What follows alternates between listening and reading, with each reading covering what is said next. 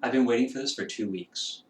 So thank you to Syros Pharmaceuticals for challenging me and my lab to take the ALS Ice Bucket Challenge.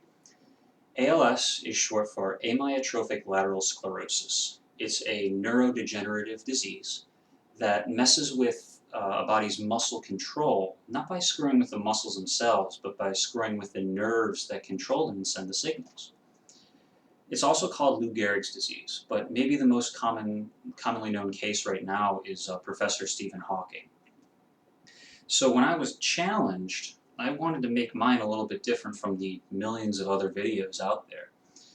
And I got to thinking, you know, they never tell you what kind of ice you have to use.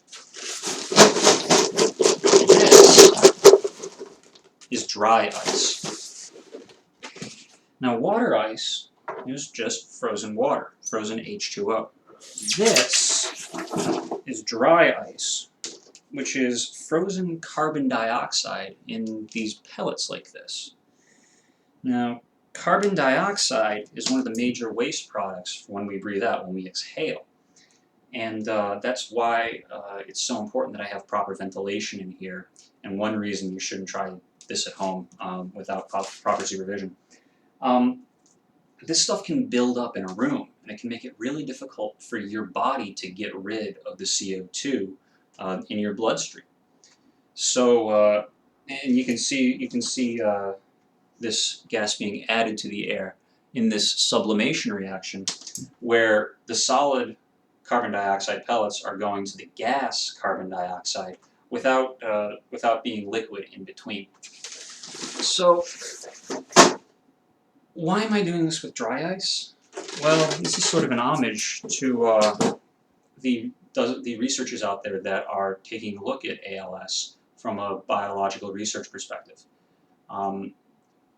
This stuff, this dry ice, is commonly seen in every biology lab.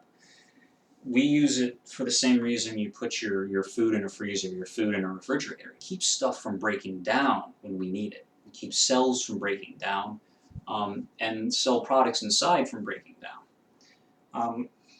And it's really helpful to be able to freeze your cells, thaw them, come back and do the experiment that you couldn't do right in that moment. Now, I cannot overstress how bad of an idea this is, what I'm about to do. No one should ever do it. Don't do it at home, don't do it at work, don't do it under proper supervision. No one should do this. In addition to the suffocation hazard that I've hopefully taken care of, this stuff is really, really cold. Water ice forms at about 0 degrees Celsius, 32 degrees Fahrenheit. This dry ice forms when carbon dioxide gets down to, a balmy 56 degrees below 0 Celsius and 70 degrees below 0 Fahrenheit. So this stuff's really cold. And what I'm about to do is not a good idea, but I'm going to do it anyway. Because it's important to support research into many diseases, not the least of which is ALS. Now, everybody's saying donate to ALS, and I've donated to ALSA, the ALS Association, at alsa.org. But pick a disease that's close to your heart, somebody that you know, somebody that you've met, somebody you went to school with. There are a lot of these foundations out there that need your help. What they do is they take your money and they redistribute it to labs who are doing work to try to diagnose, to try to treat, to try to cure a lot of these really nasty diseases that are still out there, causing a lot of pain for a lot of people. So I encourage you to pick a disease close to your heart, pick a disease that you care about, and get out there and help fund it.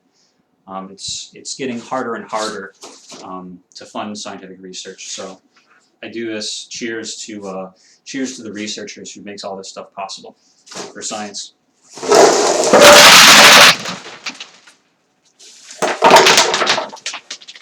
Whew.